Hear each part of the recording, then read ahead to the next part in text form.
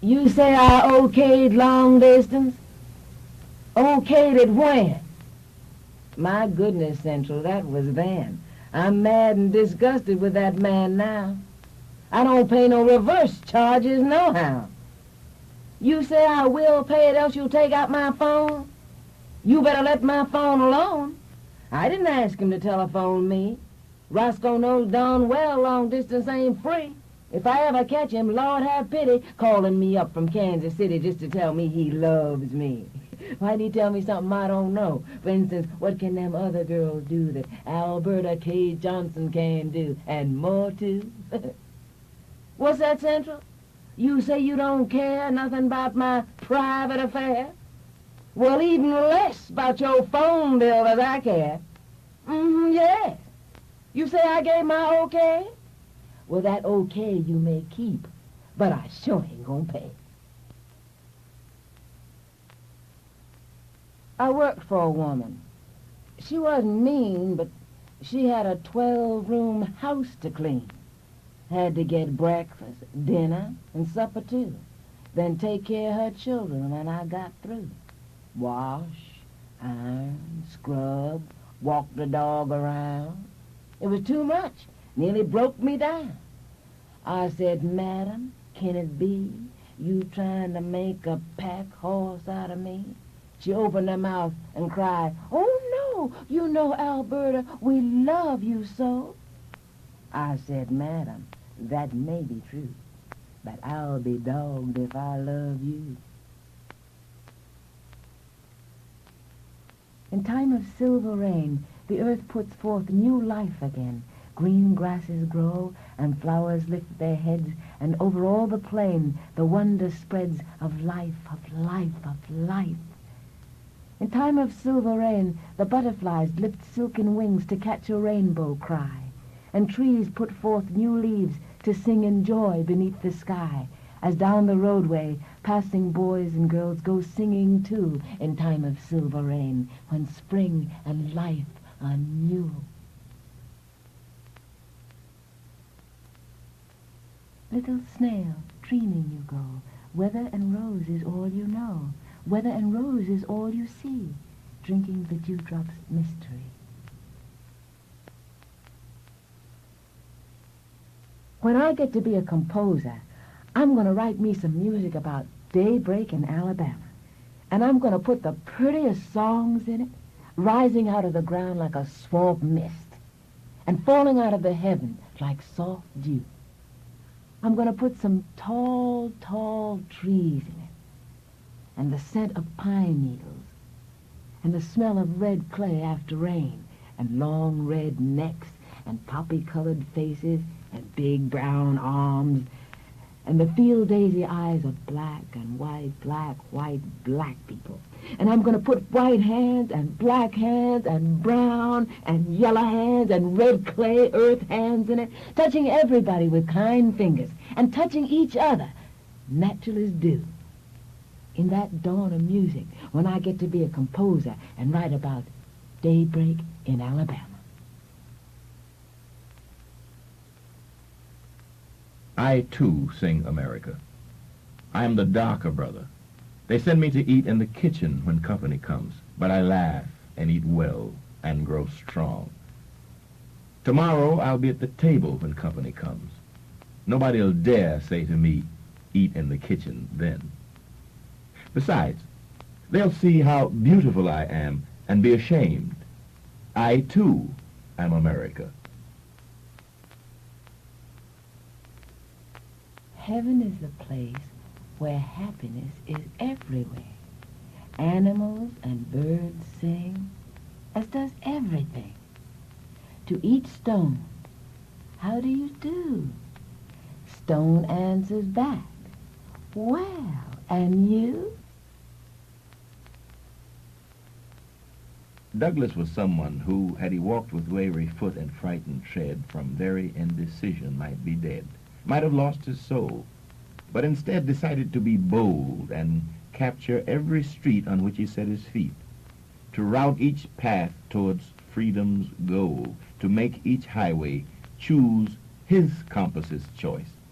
To all the world cried, hear my voice.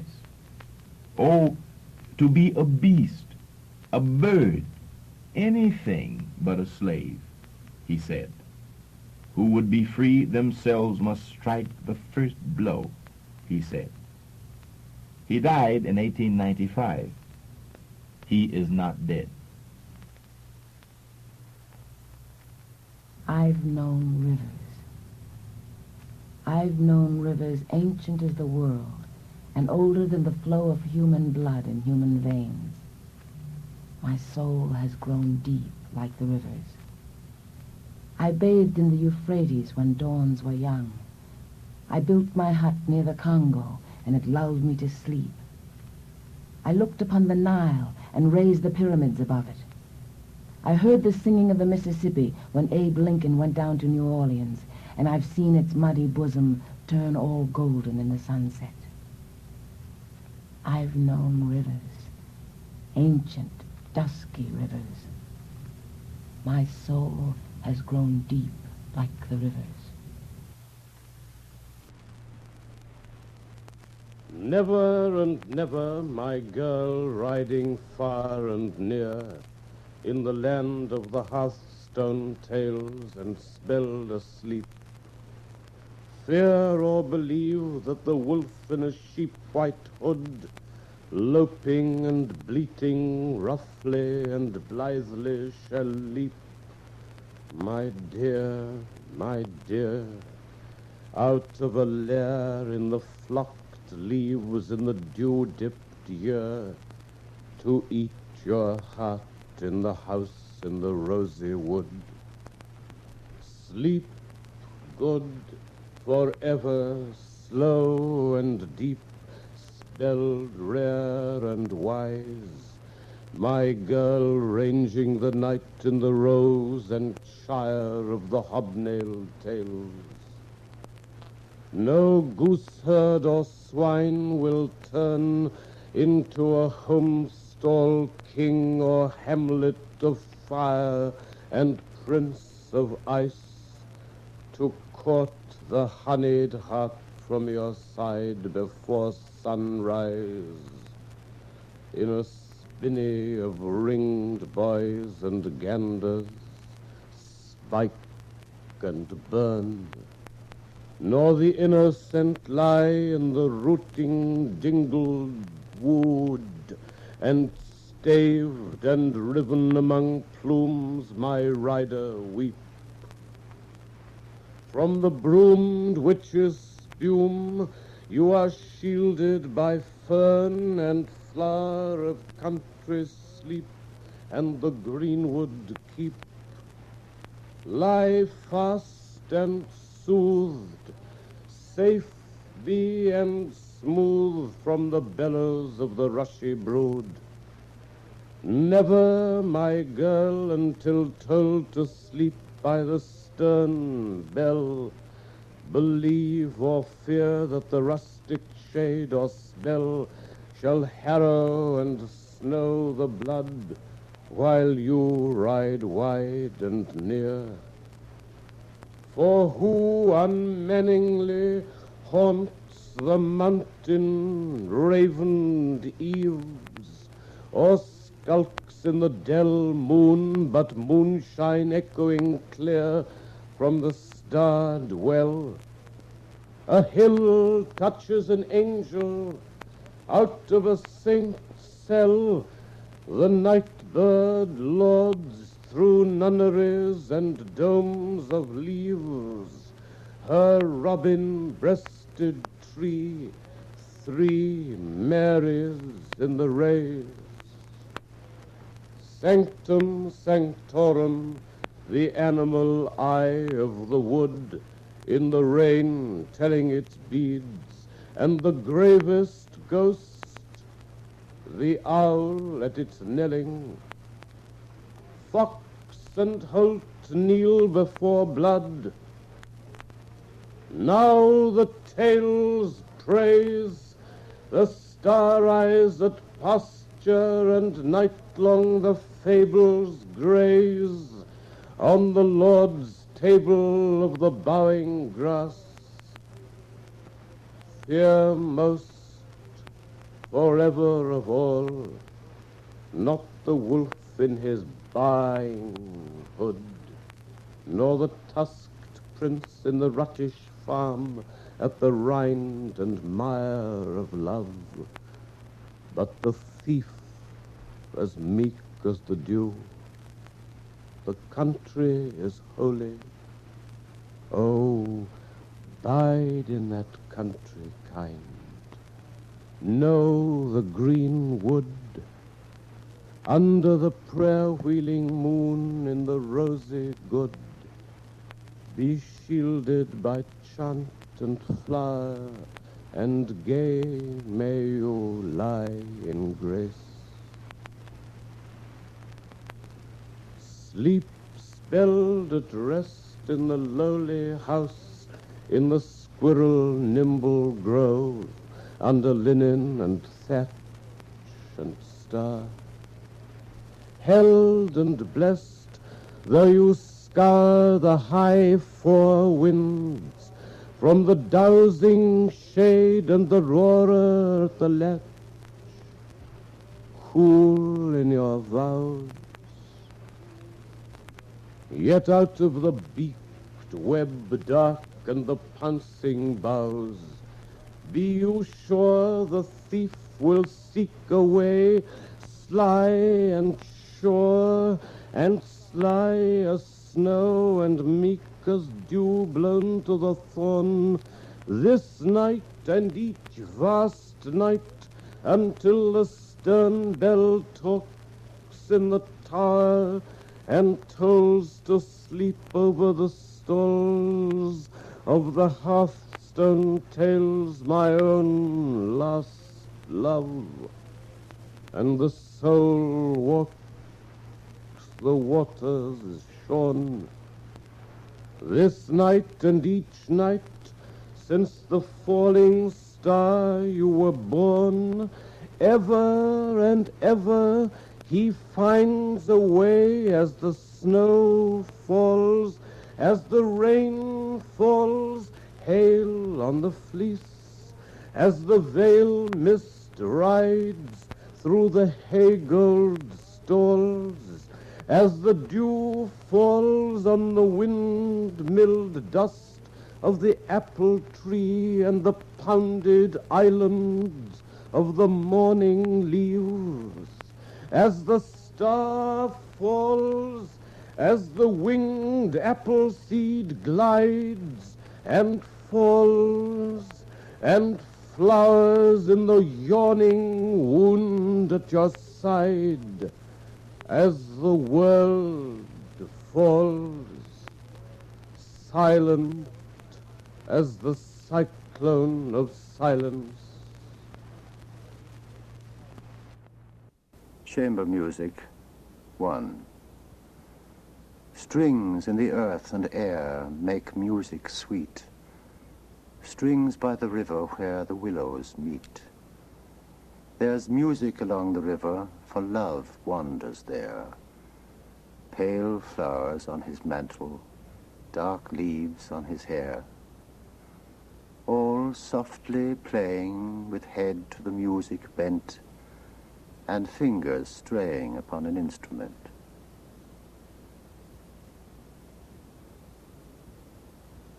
2. The twilight turns from amethyst to deep and deeper blue. The lamp fills with a pale green glow the trees of the avenue. The old piano plays an air, sedate and slow and gay.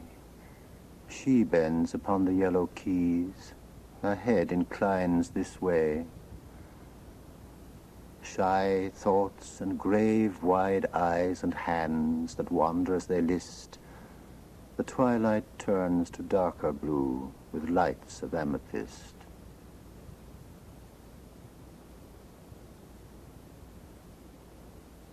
3. At that hour when all things have repose, O lonely watcher of the skies, do you hear the night wind and the sighs of harps playing unto love to unclose the pale gates of sunrise? When all things repose, do you alone awake to hear the sweet harps play to love before him on his way? And to the night wind answering in antiphon till night is overgone. Play on, invisible harps unto love, whose way in heaven is aglow at that hour when soft lights come and go. Soft, sweet music in the air above and in the earth below.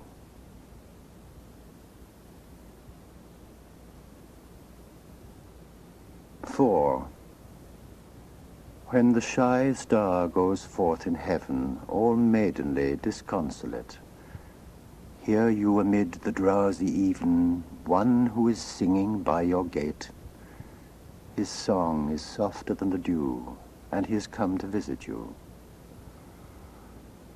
O bend no more in reverie when he at eventide is calling, nor muse, who may this singer be, whose song about my heart is falling? Know you by this the lover's chant, 'tis I that am your visitant.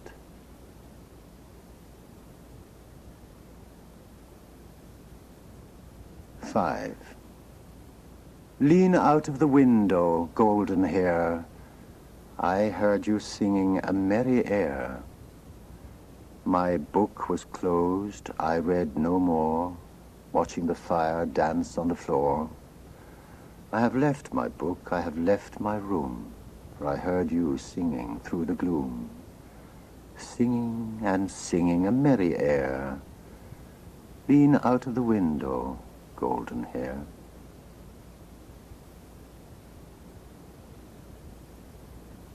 Six. I would in that sweet bosom be, oh, sweet it is and fair it is, where no rude wind might visit me, because of sad austerities, I would in that sweet bosom be. I would be ever in that heart, oh, soft I knock and soft entreat her, where only peace might be my part. Austerities were all the sweeter, so I were ever in that heart. 7. My love is in a light attire among the apple trees, where the gay winds do most desire to run in companies. There where the gay winds stay to woo the young leaves as they pass, my love goes slowly, bending to her shadow on the grass. And where the sky's a pale blue cup over the laughing land, my love goes lightly, holding up her dress with dainty hand.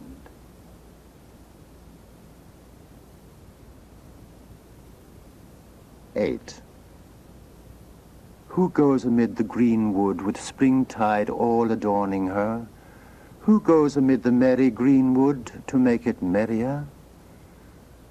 Who passes in the sunlight by ways that know the light footfall? Who passes in the sweet sunlight with mien so virginal?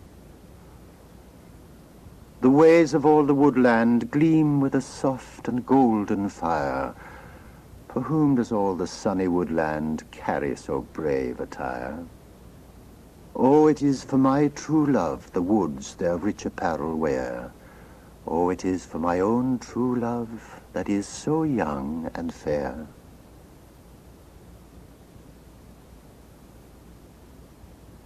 9.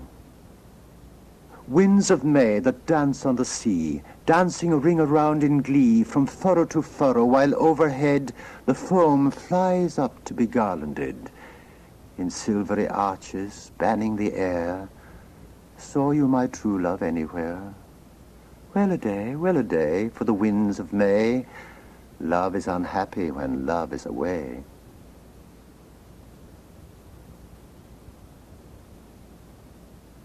10.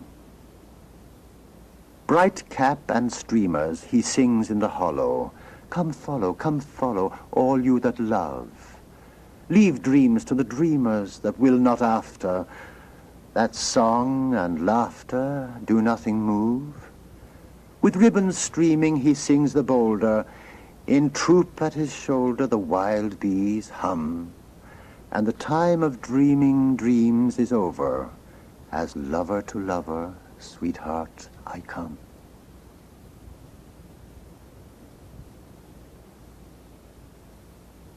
XI.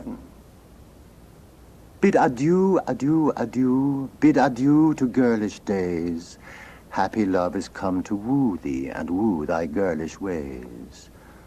The zone that doth become thee fair, the snood upon thy yellow hair. When thou hast heard his name upon the bugles of the cherubim, begin thou softly to unzone thy girlish bosom unto him, and softly to undo the snood that is the sign of maidenhood.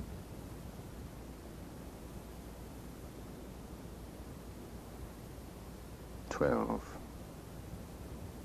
What counsel has the hooded moon put in thy heart, my shyly sweet, of love in ancient plenilune, glory and stars beneath his feet?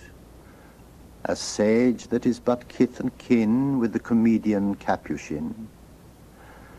Believe me rather that am wise in disregard of the divine. A glory kindles in those eyes, trembles to starlight, mine, oh mine. No more be tears in moon or mist for thee, sweet sentimentalist.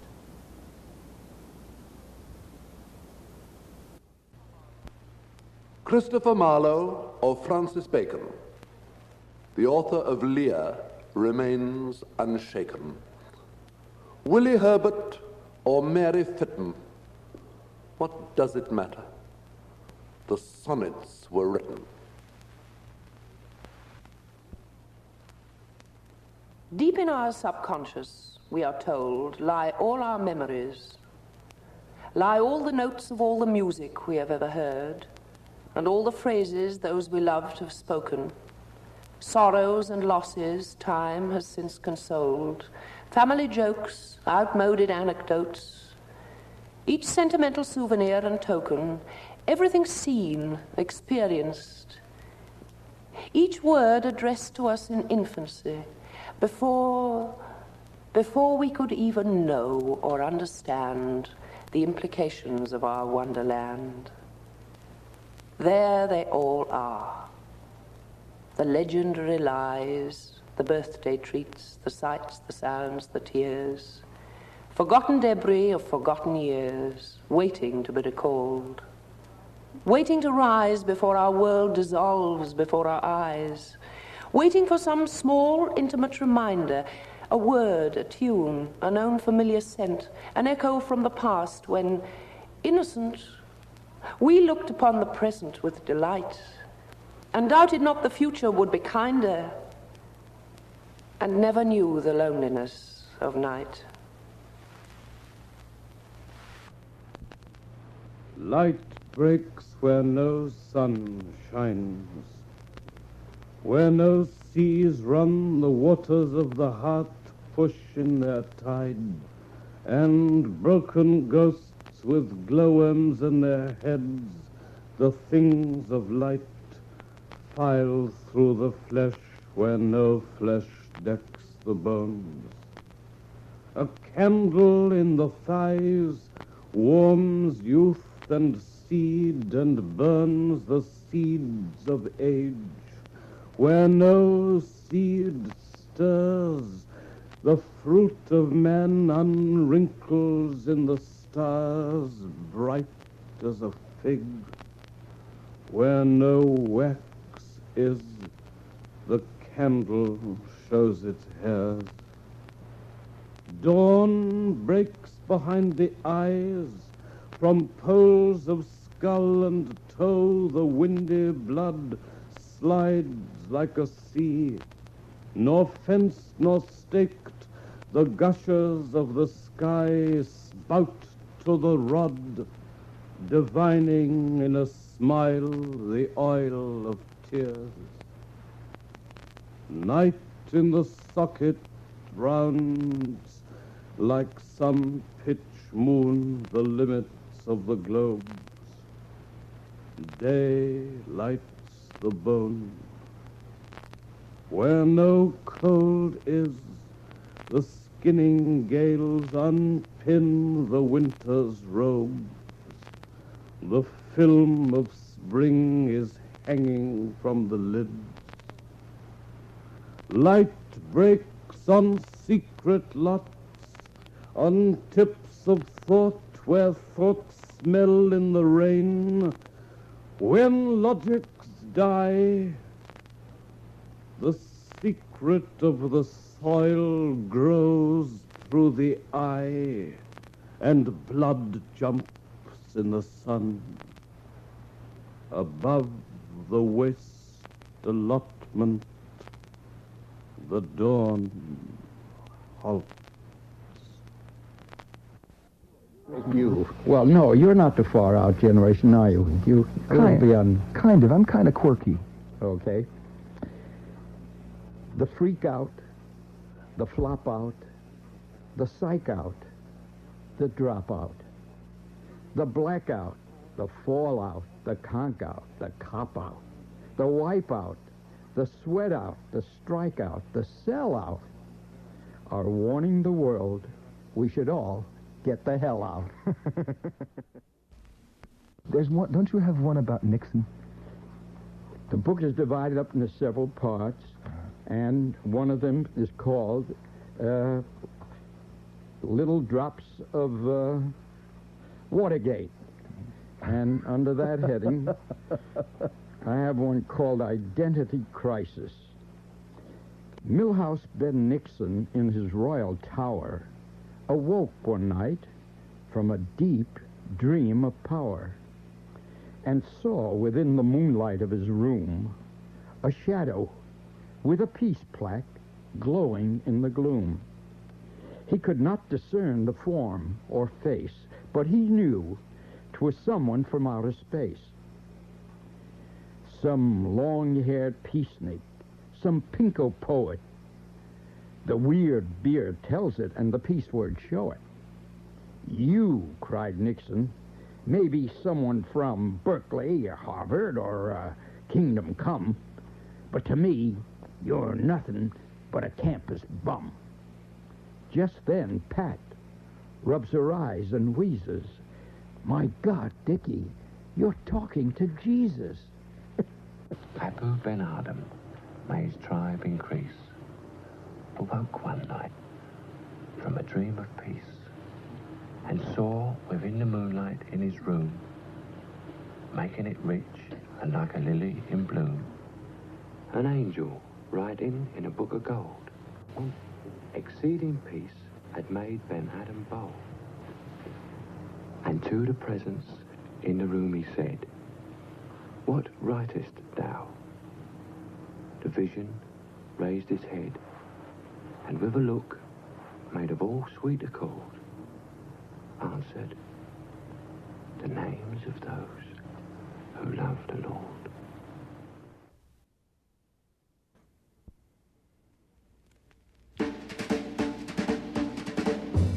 Think you can look it? Get to the wicket. Buy you a ticket. Go! Go by bus, by plane, by car, by train. New York, New York. What they call a something else town. A city of more than 8 million people with 1 million people passing through every day. Some come just to visit and some come to stay. If you scuffle hard enough and you ain't no dunce, you can always get by in New York City. I heard somebody say once, yeah, if you can't make it in New York City, man, you can't make it nowhere. So where do people come to scuffle? Right here. Think you can look it? Get to the wicket. Buy you a ticket. Go! New York, New York. A city so nice they had to name it twice. It may seem like a cold town, but man, let me tell you, it's a soul town. And it ain't a bit hard to find someone who's lonesome or forlorn here. But it's like finding a needle in a haystack to find somebody who was born here. New York, New York. Something else town, all right. East side, west side, uptown, downtown. There's one thing all New York City has, and that's jazz. A while ago, there were cats reading while cats played jazz behind them. There wasn't nothing happening, so the musicians cooked right on like they didn't even mind them. I wrote the shortest jazz poem ever heard. Nothing about hugging, kissing. One word. Listen.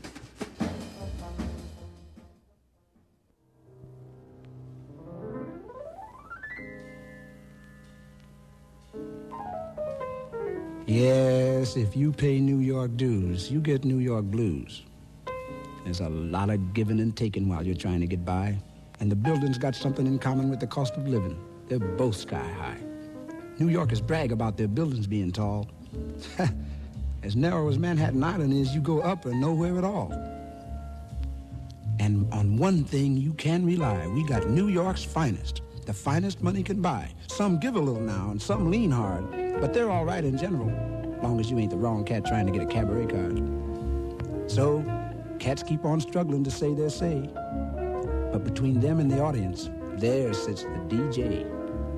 And I'm hip, lack of acceptance is a drag. People not digging the only thing that's their own, man, that's really in another bag. But lack of acceptance is less like something to hide from and more like something bird died from.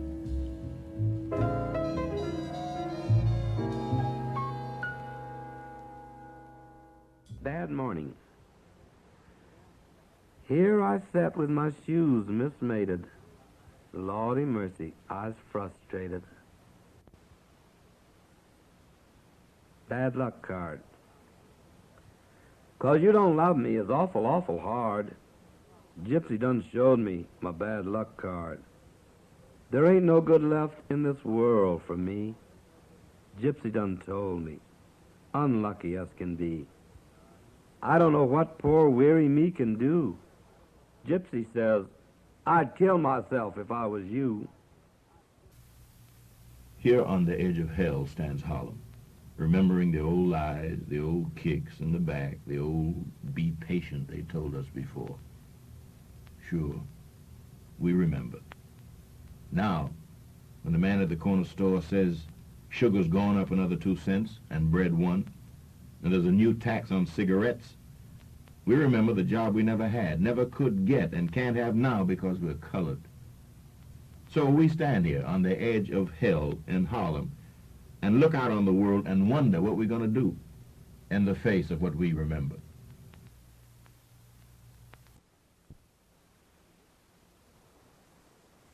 This is Langston Hughhes. Many of my poems are poems about the Negro people in relation to American democracy and about the problems of American democracy in general as applied to race. The first poem is called Afro-American Fragment. So long, so far away is Africa. Not even memories alive, save those that history books create, save those that songs beat back into the blood, beat out of blood with words sad sung in strange un-Negro tongue. So long, so far away is Africa. Subdued and time lost are the drums, and yet through some vast mist of race there comes this song I do not understand, this song of atavistic land, of bitter yearnings lost without a place. So long, so far away is Africa's dark face.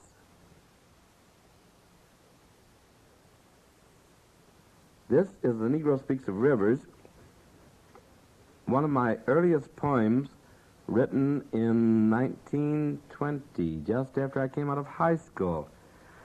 The way this poem came to be written was that I was going to Mexico to visit my father, who lived in Mexico City, and on the train going across the Mississippi River, just outside St. Louis, I looked out the window and I saw this great muddy river flowing down toward the heart of the South, and I began to think about what this river meant to the Negro people, how, in a sense, our history was linked to this river, how in slavery time my grandmother told me that to be sold down the Mississippi was one of the worst things that could happen to a Negro slave.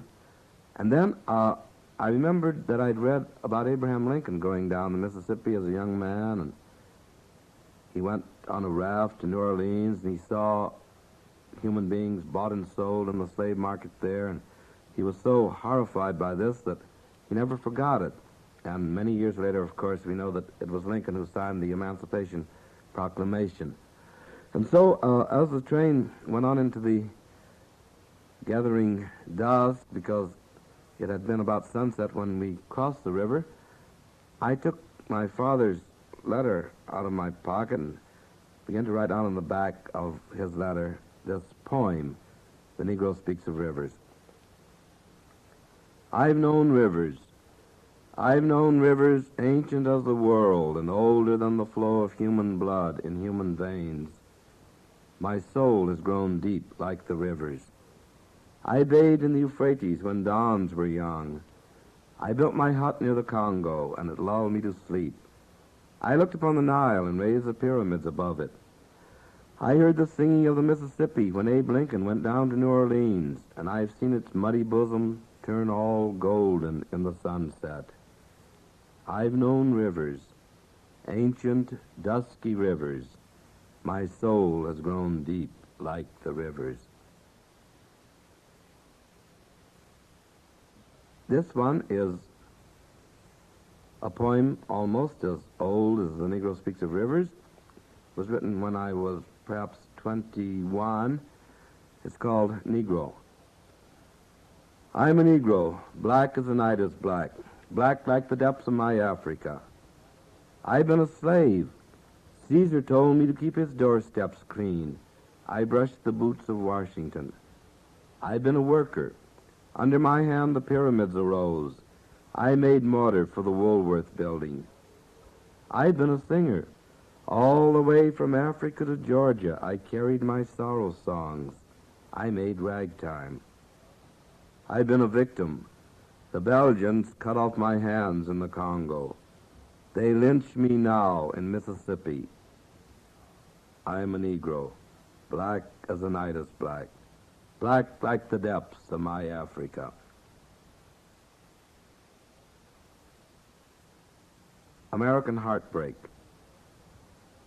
I am the American heartbreak, rock on which freedom stumps its toe, the great mistake that Jamestown made long ago.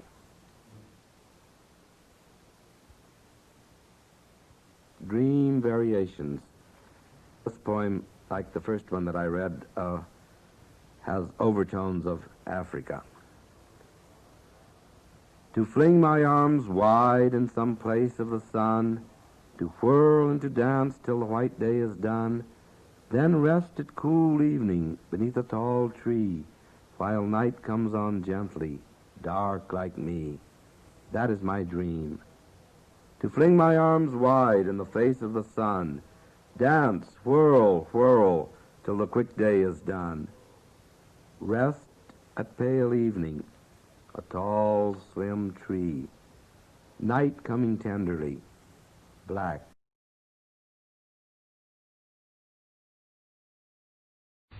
Sometimes a night funeral going by carries home a cool bop daddy. Hearse and flowers guarantee he'll never hype another patty. It's hard to believe, but dead in there, he'll never lay a hype nowhere. He's my ace boy, gone away. Wake up and live, he used to say. Squares who couldn't dig him, plant him now, out where it makes no diff nohow. I play it cool and dig all jive. That's the reason I stay alive. My motto as I live and learn is dig and be dug in return.